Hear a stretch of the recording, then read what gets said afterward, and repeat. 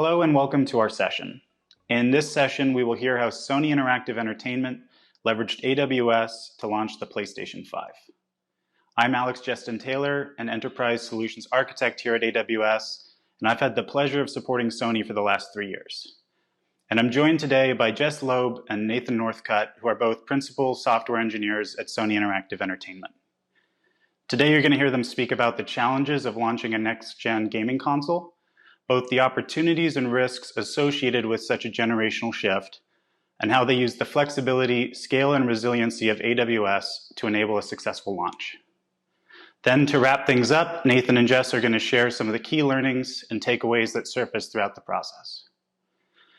One thing I find particularly fascinating about how their talk is how it covers both the technology and human sides of the equation when it comes to preparing for such a monumental and highly anticipated launch. So with that said, I'd like to turn it over to Jess and Nathan. Thank you. My name is Nathan. And I'm Jess. And we're here to talk to you about how we launched the PlayStation 5. And so we kind of just wanted to start with taking you back about 18 months ago to see kind of what the atmosphere was like as a starter.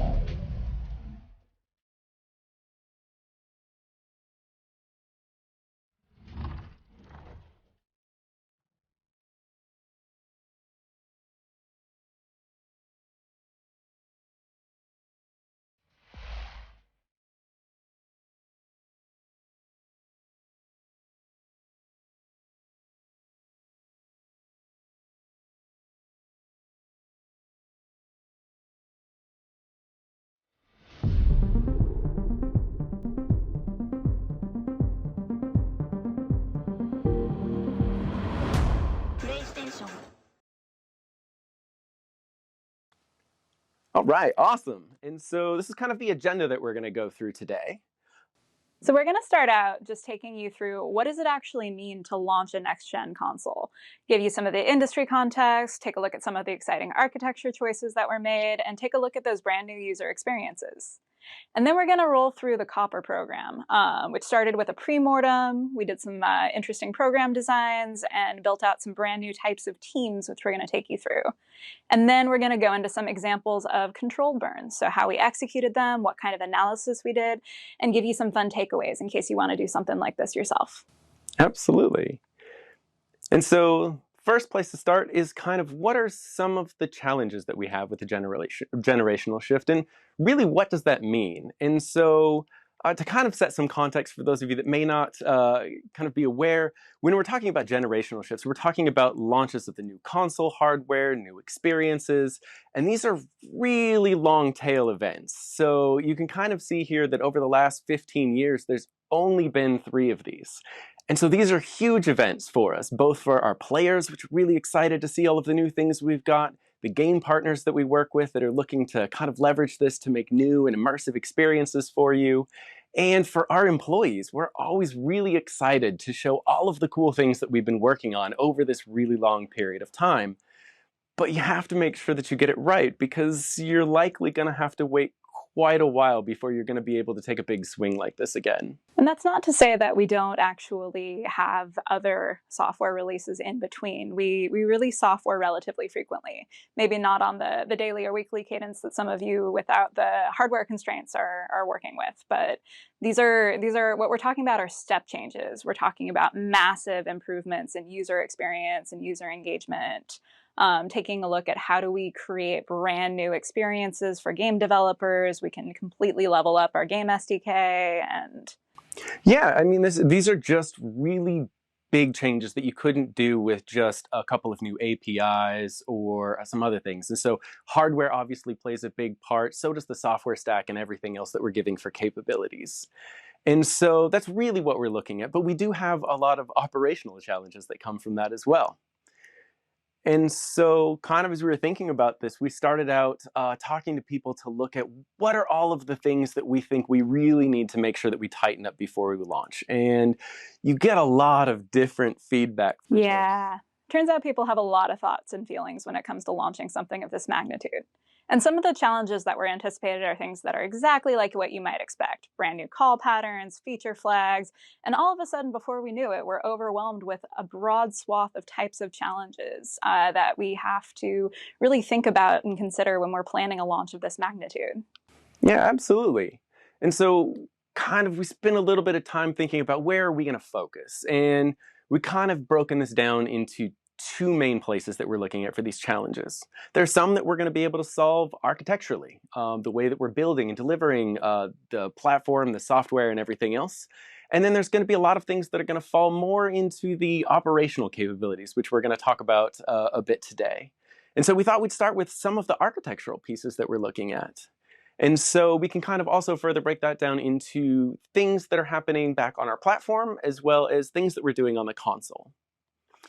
So we thought we'd start kind of with the back-end network. And so some of the biggest challenges that we've got are we have 100 million plus users that are spread all across the globe that are constantly using our services, our platform, the games, and enjoying this. And so we've got to be able to be everywhere and as close as we can get. And a big part of the concerns that we're kind of looking ahead is we've got all of this live architecture that's supporting awesome PS4 experiences. And what that means is that you can't really validate a lot of your brand new stuff and make sure that it's totally safe in a cross-platform environment unless you're doing your testing and validation in production. Yeah, absolutely. And that's always a fun challenge when you're dealing with that, because it means whatever you're testing or dealing with, you have to make sure that you're not going to be negatively impacting the stuff that already exists. But luckily for us, we've been running PS4 for quite a while, and we've got a lot of really great help from our AWS consultants who we're constantly working with, trying to figure out what's the best way to build things up. And so kind of what we're looking at here is from a really high level, how we break down some of the larger chunks of our architecture. We've obviously got things up on the front where we're trying to push things as close as we can to the users with our CDNs. And then once calls are making it past there, you're starting to get into our networking layer. Yeah, and we're leaning really hard into containerization and making sure that we can scale out at a moment's notice. Really a lot of emphasis on working with AWS and transferring towards managed services wherever possible to help take some of the load off and really leverage that launch relationship and partnership. Yeah, absolutely. And this allows us to be everywhere across the world and run at scale and not have to worry about that, which was honestly, for the backend support doing a bunch of these network services, a huge burden that was kind of lifted from us of we didn't have to worry about scalability because we've already made really good choices in what we were building up for PS4. And so a lot of the backend concerns weren't necessarily the biggest things that we were focused on. A lot of the work comes in kind of living up to the new console, a new experience, a new hardware that we've got there. So we have some kind of unique challenges that we're dealing with on that side. Right. So up until this point in time, there were no gaming consoles in the market with these lightning-fast SSDs unlocking these instantaneous gameplay experiences. And so one of the big concerns as far as the console user experience itself is if we're supporting all of these lightning fast gameplay options and interactions, we need to make sure that as system software, all of our time to interactive, or TTI, is as lightning fast as possible. And we're doing this with a fixed amount of resources, right? It's not like reloading a web page where you can use whatever resources are on the client. Like, we know exactly what we're working with. Yeah, and we're trying to make sure that we have a light touch on that side. The consoles are for our users and our game developers to, express their worlds and all of their fun experiences that you get, not for kind of running our infrastructure. One of the other things that we had to deal with is this is the first console that we were launching that had backwards compatibility. So you need to be able to bring your PS4 games over to PS5 and carry along all of that good stuff that you had from generation to generation. Yeah. And similarly, like, one of the big pushes for this console is we had a lot of real-time data. And so we really needed to ensure data relevance and make sure that we are supporting like really fluid navigation features with some of those interactions, which we'll go into in a bit. Yeah. And so when we're thinking about, especially with these lightning fast TTIs and keeping up with the SSDs, we've always got to worry about this low TTIs and potentially high latency. And so we do a lot of work on the network side to go ahead and push content as close as we can to the users.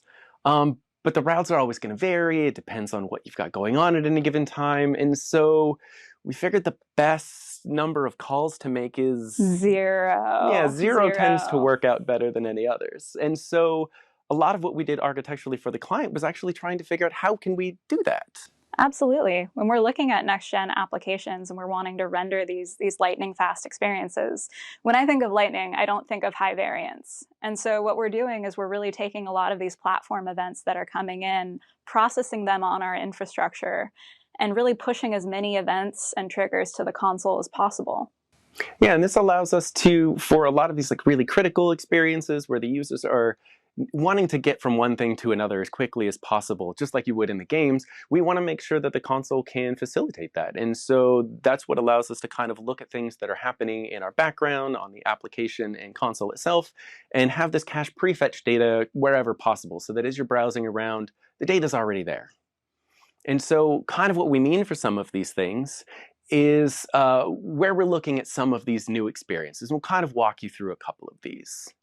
And so as we start talking about these new engagement patterns, some of the things that we're looking at are going to be like this official news, which is where our game partners can tell you about all of the cool things that are going on. We're looking at the control center, which is a brand new place where you can see things that are relevant to you and what you've been doing. You'll notice that all of these activities actually reflect as near to real time as possible, sort of your in-game state and in-game experience. So we're making sure to push the most relevant activities back to the player. And you can see that these activity cards, which are new to PS5, are updating in real time and providing customized experiences such as Game Help, which is one of our new features that allows you to really play look at tips and tricks and play videos over the screen kind of as you're going. And keep in mind that the game is running in the background during all of these experiences. Yeah, and we've also got, as you're browsing around on these consoles, you notice as we move back and forth between games and different sections, all of this stuff loads with the same fluidity that you would expect kind of moving from one level to another in a game. And so kind of we've made a lot of changes to be able to facilitate this from PS4 to PS5. And a lot of this comes in what we've done for the game SDKs, allowing them to work with our APIs to let us know what's happening in the game. What are some of the new things that may be available for you to take advantage of? Yeah, and as they're sending all this data back to the network, we're really leveraging Amazon Kinesis and creating these aggregators and action lists that are super relevant to your current play state for you as a player. And by doing that, we're able to actually send these customizable triggers right back to the console while you're in game and really allow the cache to either prefetch the data where necessary or deliver that experience right back into the control center without you ever missing a beat.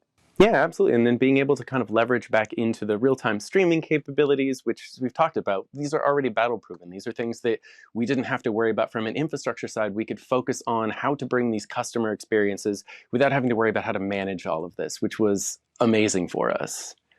But we want to remember that some of the things that we're doing here are not a global panacea. Like, these are things that we have to be very careful about where we work with that. And the consoles are not an extension of our infrastructure. They're really there for the gamers and the game developers to be able to immerse themselves in these awesome worlds. And so we still need to rely on some of the other things with CDNs and edge caching and trying to work with making our APIs as responsive and fast as possible.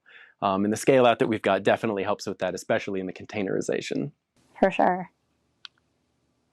And that really let us focus on a lot more of the operational side of the challenges ahead. As some of you may remember, something happened in March of 2020. Yeah. Work forget from home. What, but a bunch of us ended up, all of us ended up working from home as these gigantic global teams. And we had a bunch of brand new behaviors and really a lot of communication and trust challenges to overcome as we were looking forward towards the launch at this time. Yeah, and I think the biggest question that we were all asking ourselves is, how are we going to bring this all home from home, right? You can't just hop in and talk to your neighbor or kind of get everybody in a room very quickly and be able to kind of manage that. And so that was really one of the things that we kind of leaned into a lot with the PS5 launch, was how are we going to make this all happen? And so that's kind of what we're going to talk to you a little bit about today with our program here. Yeah.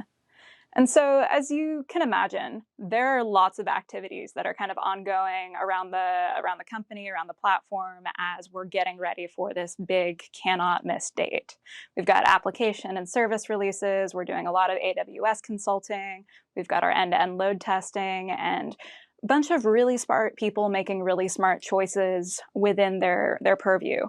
But that still left the question of how confident are we that all of these activities are going to come together and create one monumental, cohesive global launch? Yeah, how do we make sure that all of this good work is going to the right places, everybody's prepared, and that we're ready to launch this thing in the current state of the world?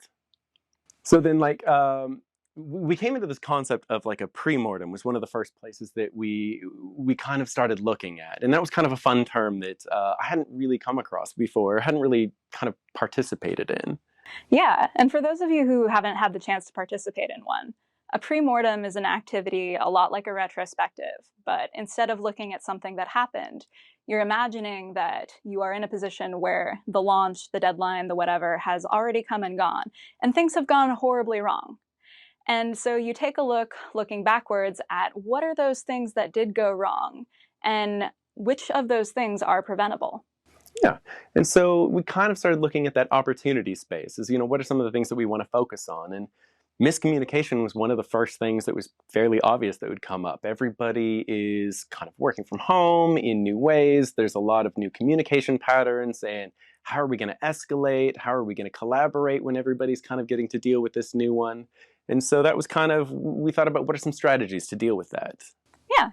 And as a strategy, really thinking and focusing on the people, organizing people into structured teams, making sure that everyone knows exactly how they need to engage, putting really competent facilitators on all of our bridges. That way you don't have people talking over each other, and really just focusing on setting the people up for success.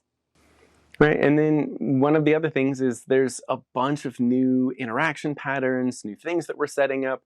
How are we going to make sure that we understand the process around all of these things? How do we make sure that teams are prepared to carry out these new things if we do run into issues?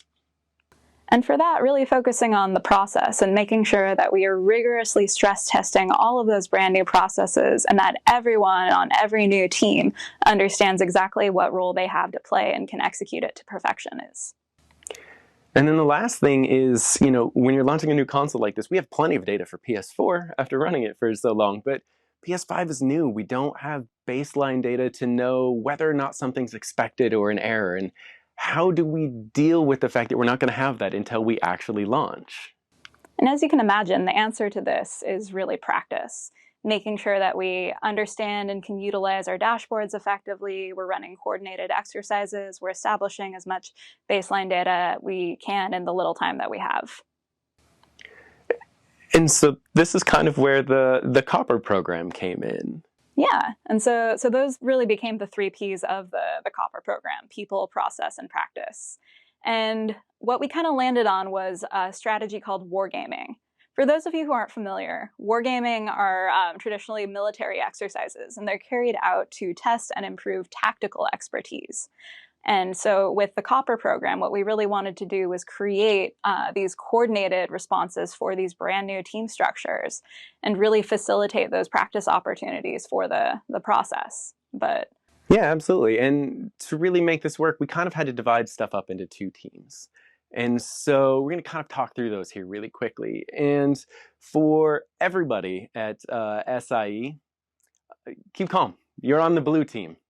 These are the teams that are going to be there in the launch rooms. They're going to be the ones that are triaging events as they come through. They're writing the processes. They're documenting everything. They're building the applications and dashboards. And when we talk about these blue teams, really, we're not talking about a Scrum team or things like that. no. These Yeah. are much larger. To give you an idea of order of magnitude, we're talking like on the order of a dozen or so of these blue teams, and if you think about a tenth of the platform, that's still very, very large. And these teams are responsible for all kinds of stuff, both on the client side and the service side and the tooling side. Yeah, and these teams, any of these individual boxes, it's actually much more complicated than just a simple box, right? Some of these are the applications themselves, the communication and infrastructure set up to actually get into the network, the services that are powering those experiences, their dependencies, caches, multiple data services that they're having to pull things from. And so it's really a lot of very complicated space instead of kind of a singular app, right? The teams are doing a lot to prepare their individual bits, but how do you make sure that this large cohesive unit is ready to go? Right. Like if you imagine every box on the slide before as something like this or potentially more complicated, really thinking about coordinated responses and rather than kind of the individual testing activities that we already had going in within the scope a lot of these services, you can quickly see how the need to practice and really layer becomes important. Yeah, and then going back to kind of what we talked about with the people, the first thing we were looking at is how do we kind of structure some of this, right? We, especially with the potential for miscommunication and kind of not knowing how things work, we had a couple of folks that were identified as kind of the leads. These were the people that were coordinating data, they were gathering everything, they were communicating with the other blue teams to figure out what needed to happen. Yeah, these are your facilitator types, and they're very different from like your architects and domain experts. Those are kind of like your lead SMEs, the people who can kind of understand how the boxes all fit together, and those are kind of structured as kind of the leads that are helping to activate and coordinate people among the dev teams to help triage and understand exactly how the bigger data flow picture is supposed to work together. Yeah, and then we've got the actual development teams themselves. They understand exactly what's supposed to be happening with their part of the world. What does the data look like? How is it shaped? Is this user experience exactly the way that it was designed? And so they're the ones that are actually kind of looking at everything on the ground and trying to figure out what is missing or what is successful, and then coordinating with these domain experts to figure out if there is a larger systemic issue. Absolutely. And now for the fun part, the red team. So we actually leveraged a lot of those subject matter experts as honorary members of the red team. And the red team was a little bit different because obviously if you're going to be running war games and you're going to have a somewhat adversarial relationship between the red team and all the blue teams, you need to be able to leverage experts and keep secrets. And so the red team was a little bit different. Yeah, and really, when we think about this, our job is not just to be adversarial, but to support these teams and make sure that the tooling and data that they're collecting is being leveraged in a way that's going to be successful at launch. We're trying to give them opportunities to be able to exercise things in a safe way prior to actually doing the launch so that we can increase that confidence that everything is going to work out. Yeah, and you're also dealing with a lot of really, really stressed out individuals under a really stressful set of global circumstances. And so really making it fun was, I think, key for us. And the way that we did that is we did our best to really channel our inner cartoon villain. And the thing I love about cartoon villains is that the heroes get to defeat them by the end of every single episode and wrap it up with a bow. But not so badly that the cartoon villains aren't coming back in the next episode with another crazy scheme for our heroes to defeat. Exactly. And so a lot of what we ended up doing was kind of focusing on this idea of a controlled burn. And where we might differentiate that a little bit from traditional chaos engineering is that we were actually trying to create very specific scenarios that this teams had identified as potential challenges, and then figure out what is the safest way that we could actually create this in production without affecting PS4 services or ongoing bits, to give them the opportunity to practice the things that we were actually worried about. And given that everything we're doing happens to be in production at this point, as you can imagine, windows where not a lot of important activities on production are happening are pretty scarce and hard to come by. So a lot of what the red team was actually doing was kind of scripting out what are the checkpoints necessary and what are the fallbacks that are going to be activated at specific times during these windows, so that we can make sure that we are restoring, QA activities and other things that need to happen in production by the end of our time. Yeah.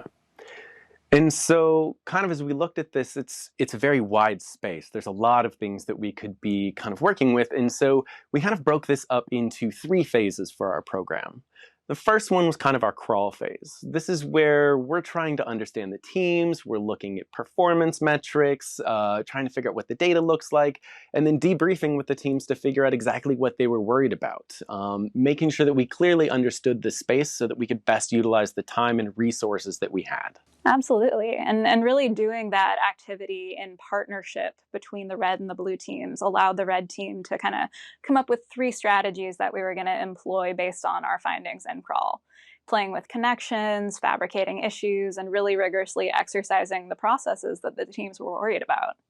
Yeah, and then we figured once we've got some experience doing that, we kind of have got everything set up on the guardrails. That's where we can get into this run phase, where we really want to validate things that we found in some of the earlier phases that may not have gone as well as we wanted. This is also where we would start targeting more critical systems and start upping the risk in what we were trying to do, or trying to take on things that might be ambiguous. So we have certain scenarios that may cross multiple blue teams, and can we make sure that the communication patterns that we've set up across the platform as a whole are exercised correctly? Absolutely.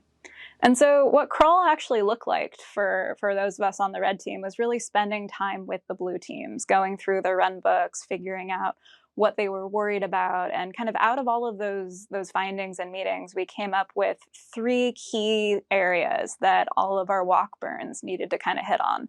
The first one being breadth.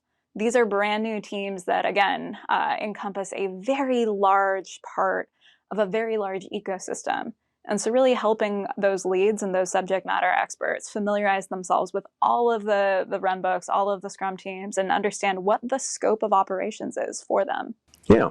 And then the teams themselves, how are we going to help them test their communication? How are we going to help them identify what the boundaries are for where to hand things off back and forth? And then also looking at the data, like how can we help them be confident that they can see everything that they need to, and make sure that their dashboards and the alerts and everything else that they've got set up is really ready to go. Right. Dashboards are great, but if you don't know what an error code means, it's much better to find that out at 2 p.m. in a safe scenario than at 2 a.m. in an actual fire. Yes, exactly. And so this is kind of where we came up with 3 styles of burns that we wanted to run in that walk phase. The first would be something where we want to initiate things where the teams are going to have to kind of look at something and figure out where an error actually is and what the remediation is, without necessarily making it easy to identify. Kind of what's going to help stress that communication, the looking at the dashboards, and all of the rest of those components that would come into triaging something. Right. And then, of course, there's the process side of things. Does every single person in this brand new team construct that we just made up understand their part and how to execute the process to perfection as they're going through it? Yeah. And not just the application of, maybe turning off a feature flag, but then there's always the opposite part of what happens when I turn that back on, and do I understand how that's all going to kind of work in the system? Right. And then, of course, there's the idea of, do you actually have all the information you're looking for, or are there any changes that you want to make for the run phase and the launch? And how can we induce that confusion and make sure that people really understand the data that they're working with? Exactly. And so this is kind of where we started getting into that walk phase. And we're going to take you through a couple of the controlled burns for each one of those styles to give you an idea of what you might be looking at doing if you're trying to run a program like this yourself. Mm-hmm. And so the first one that we want to talk about is kind of a detect and drill. And so the idea here was to try and make sure that we had something that would affect a couple of different services, force them to communicate, but wouldn't be necessarily obvious right away. And we also have the huge constraint of we cannot affect PS4 traffic. We cannot mess with our live users. It's super, super important in a production environment. Exactly. Now, luckily for us, because we control all of this network infrastructure, because we have got really easy use of how to control the routing and everything else, we're able to do things like affecting the PS5's ability to get tokens, which is actually one of the first things that we played with. And we did a lot of work to prep this and structure it so that these tokens would basically start expiring over the course of, say, 60 minutes. And so it wouldn't be an instantaneous, that's definitely the problem. It would be a little more nuanced and kind of grow over time, which also allows the teams to start validating where are the critical points between something is a smaller blip, maybe it's impacting one or two containers, versus what is a systemic outage, and kind of what does that look like, because we don't have the baseline data for that. Yeah, and again, making smart choices based on the infrastructure you have set up is the best thing you can do for yourselves as the fire starters. For us, it was relatively easy to understand exactly what was going to happen when we disabled traffic in that route and exactly how to re-enable it. And we had full confidence in our ability to turn it back on if we needed to in a hurry. Yeah, and so one of the other things that comes up with this is, like I said, there was a lot of planning that went into this. And so because we have limited time windows, we kind of walk you guys through what it would look like from a hypothetical burn plan and kind of what we would look at for a timeline for something like this. And so we kind of start with, there's always got to be some amount of time that you're doing some prep work, you're getting things ready, you're making sure that you can see everything from the red team perspective that you want, and you're confident that, yes, everything is going to be good to go. So that when you drop that match, everything is safe, and kind of start planning out where do you think people are going to start seeing things, right? Yeah, like it wouldn't be a very good exercise if all of a sudden everything went to zero. And so really setting up those states such that over the course of really the first hour of the burn, we have these cash tokens expiring, and by the 1 hour mark, everyone can kind of see the whole picture in earnest. Gave us a lot of good opportunities for different dependency teams and application teams to make sure that their data was what they expected. Yeah. And so then we want to make sure as we're planning this out, we give teams time to kind of diagnose, drill down, start working on those communication lines, figure out who they need to escalate to, what the problem actually is. And then hopefully at some point in time, we're going to start taking remediation. They'll start figuring out what we actually did to the system, and they can start figuring out what's the best way to undo that or to roll it back to make sure that they can safely recover everything. Right. And as a part of really exercising the control of control burns, having those time checkpoints where you can then begin to either give hints or manually take the steps yourself to remediate the issue is super critical. Because at the end of the 2 hour window, again, we're in production. Everything has to have been returned to normal. We are confirming the results and engaging in those awesome debrief activities with the team to make sure that everyone understands what they saw during the exercise. Yeah, and so kind of as we're looking at the debriefs, we're checking some things like we can see over here from the left side, the successful traffic is definitely going down and it's being replaced by a bunch of 503s and server errors on the right. And we get to, I think, one of our favorite quotes that in the came whole out program. of the entire Copper program, which was the server team saying, I'm not seeing any errors. I don't know what's going on right now, even though the client teams were very sure that things were not working correctly. Very vocal about those 503s. Oh, I'm also not seeing any traffic. Right, and so this is kind of one of those fun things that you get to find in here is because we don't have baselines for this, if you're only looking for errors, you may not see them because of some of these scenarios. So making sure that we understand not just the bad conditions that are easy flags to see, but also what are some of the other things that I should be looking for that might tell me something is not right in my system? Right. Like these are coordinated exercise. And so what we're really trying to do is paint a more holistic picture of what does all of the data look like in aggregate. Yeah. And so some of the other things that you might find from running things like this is we noticed when we restored everything, we started seeing these huge waves of traffic coming towards the system as the caches were replenishing themselves, because we just turned everything on at once and the system did what it was designed to do, which is try and get everything down for the users. And so this was another one of the things that came out of testing this that we found that was kind of very important that we would be able to revisit a little bit later on.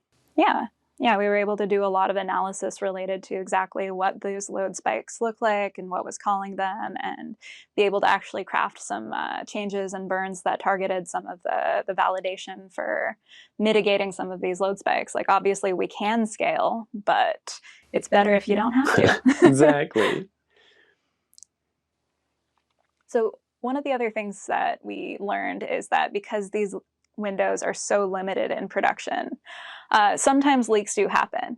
And so I'm going to walk you through a video of a user experience. Our original plan was to inject some bad configurations and productions and really corrupt the experience. But what we ended up doing is we ended up creating a situation where people just had to disable and exercise those feature flags. So let's take a look. So we can see here that we've got Astro, we've got these in-game activity cards that are, again, customized to your state in the game and allow you to jump into different parts of the game directly, exercise game hints, etc. And these are a brand new engagement pattern for PS5. And they appear not just in the control center, but they actually appear in these game hubs as well. And they appear around our platform as ways to get you into the game as fast as possible. And so rather than go through and inject bad configurations that the team knew about in advance, what we decided to do is we decided to say, okay, we are aware of a problem on our network side, and we are taking steps to fix it. But we need the client teams to do their part and disable these feature flags so that our users are protected from having bad experiences. And we actually got to learn some really interesting things as a result. Yeah, and so this is one of the good things about exercising a process is we had the teams go ahead and turn off the feature flags, which did cut the prefetching and some of the rest of those behaviors as we expected. But this is one of the fun parts that we found of, because these teams are very large and complex, there was one of the areas that was missed in here, which is our notifications. And because we have these new deeply integrated notifications that can actually allow you to jump to specific points in the game, this was one of the areas that was missed. And we found that the process and documentation did not take this into account. And so instead of being able to turn off everything as we expected, we found that there were still some edge cases that we needed to clean up, and we needed to make sure were communicated correctly to everybody so that we could confidently disable this experience across the platform if we needed to.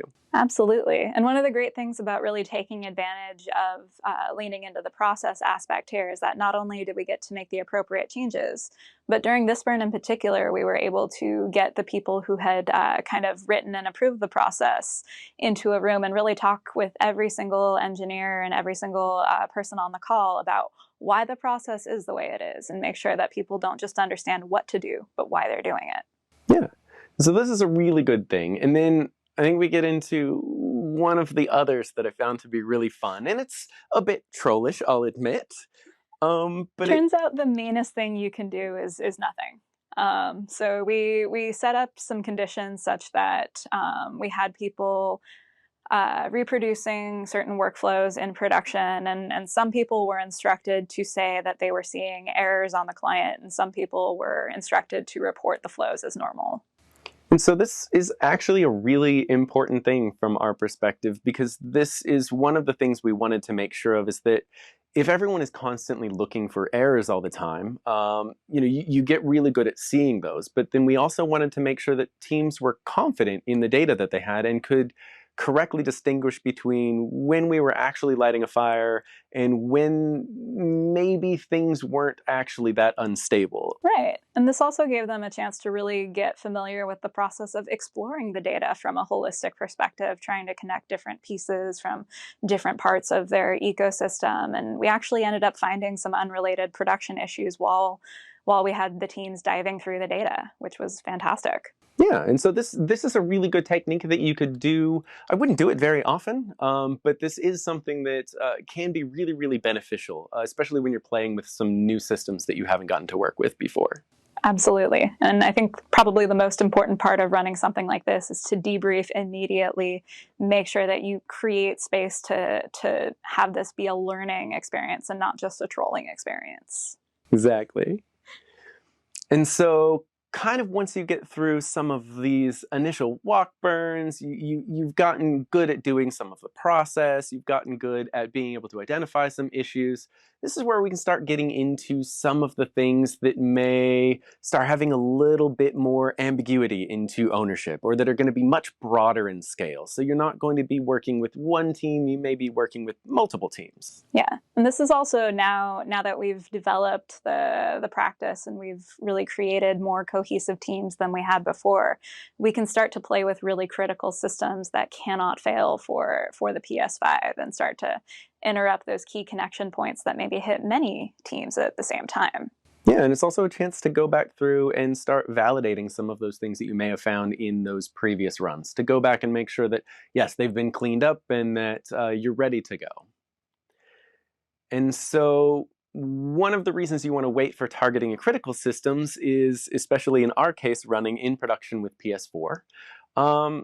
They tend to power a lot of stuff across the platform. And so we had designed one burn that was supposed to keep PS4 alive. We wouldn't be targeting any of those internal flows and would also allow a lot of the mobile experiences to work. And it should have taken down the PS5 capabilities as well as some of the new mobile features that we had there. But unfortunately, not all of the information that you're going to have is correct. And so some of the assumptions that we'd made when designing this turned out to not be true. And so this is one of the areas where you need to make sure that if you're running these things, you have your own kill switches. That's why it's a controlled burn and not a wildfire that you're creating. And luckily, we were able to notice that this was going on in less than a minute. We didn't impact anything, but it could have been a really big disaster if we hadn't put these checks in place. When you're setting up a program like this, you want to make sure that you've got people monitoring absolutely everything, even seemingly unrelated systems. In our case, we knew that we were targeting a critical dependency and that we were, in an ideal situation, only going to hit the PS5 only traffic for it. But sometimes those assumptions that were correct when you design the burn end up no longer being correct at the time of execution, which is what happened here. And again, these things are still good information to have. We got to learn a lot about the system. We got to learn about some edge cases that weren't quite correct. And so you can still celebrate the learnings that come out of this. You just have to make sure that you're very careful when you do this and that you plan things appropriately, including these escape routes. Definitely. And kind of calling back to some of those engagement patterns that we were talking about earlier, particularly with these action cards, which again are brand new PS5 experiences.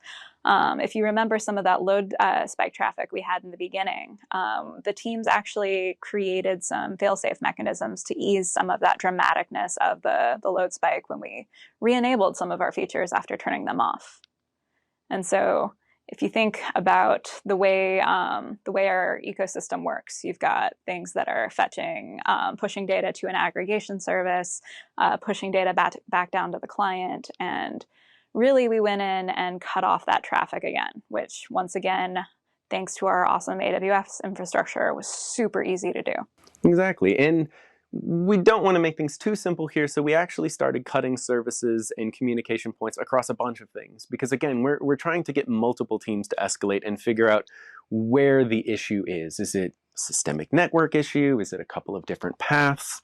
And then kind of going back into what we saw there with that load spike behavior and with some of the feature flags, we also wanted to make sure that we were giving them a chance to practice this. And so one of the other nice side effects of this burn is that because we were cutting all of that traffic, we got to go back to that exact same state where we would have expected larger spikes but in a slightly different way. So we weren't quite recreating the same thing as earlier. Right. So as we go ahead and as we re-enable some of these connections and start pushing information back down to the client, we're able to carefully monitor, because our teams know what to expect. We're able to carefully monitor and decide at what point which feature flag should be turned back on in what order.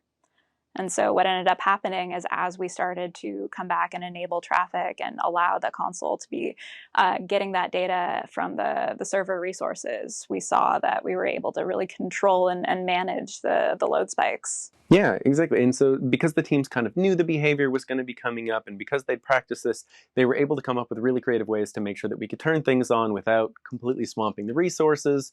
And then we also, because scalability is so easy because of the way that we're built on top of the containerization, we can also do some scale out ahead of turning those flags back on, just to make sure that we know that the system is going to come back up in an awesome state and be ready for our users.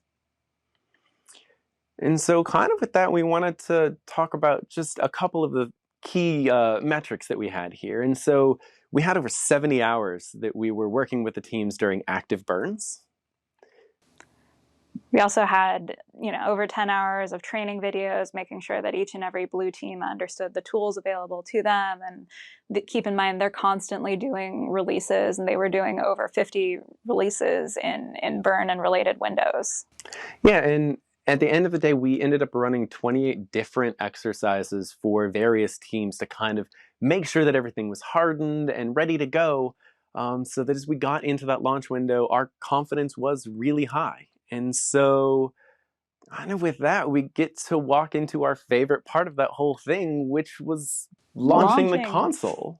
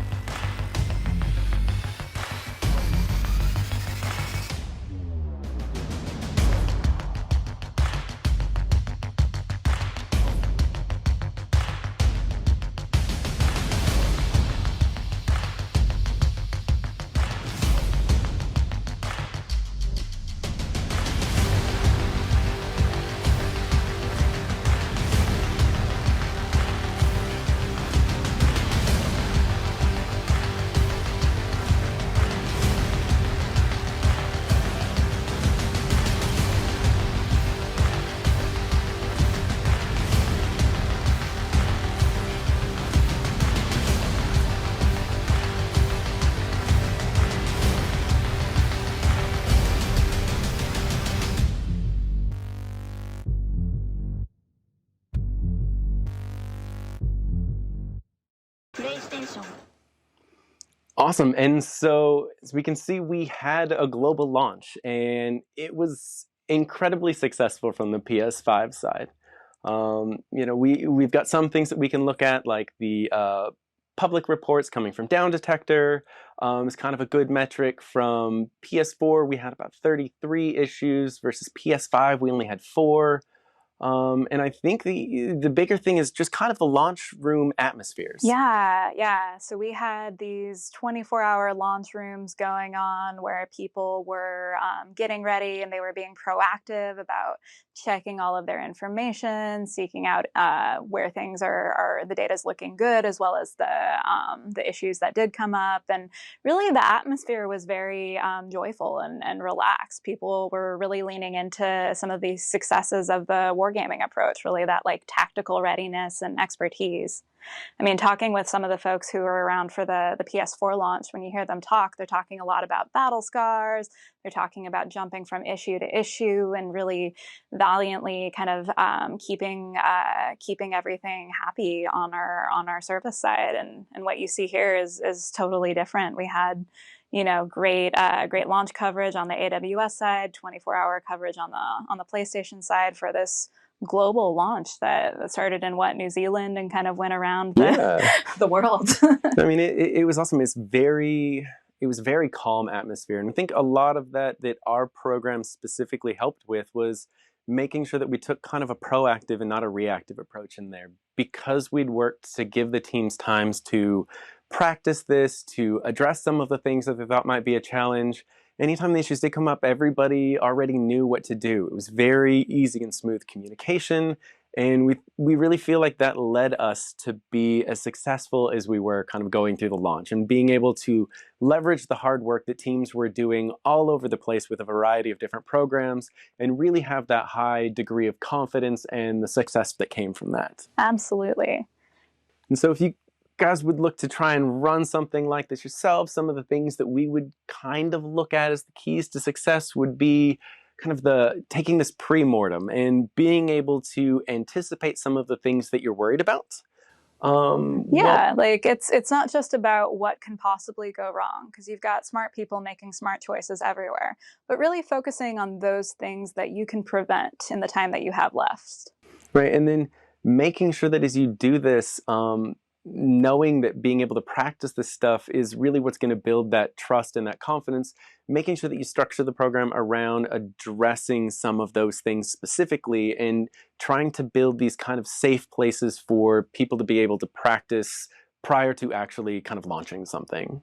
Absolutely. And celebrating the learnings that are happening everywhere, not just in the fires you start, not just with the teams that you're working with at that moment, but really taking into account what's happening to the platform as a holistic space and making sure that whether somebody struggled with something or somebody nailed it, you've got the best practices captured, you understand what the data teaches you, and you're able to celebrate and make those moments into the moments where the blue team comes in as the hero. Yeah, and I mean, the big thing that we have to take away from this is just make sure that you're having fun, right? You're doing stressful things to people, you're working really hard to get something that you're so passionate about out in front of all of your fans, consumers, and so just make sure that you're having fun, both in the moment as you're running these things, just to make sure that you can keep that high degree of collaboration and trust going and enjoy the ride. Absolutely. And so thank you so much for the time today. We really enjoyed talking with you, and thank you.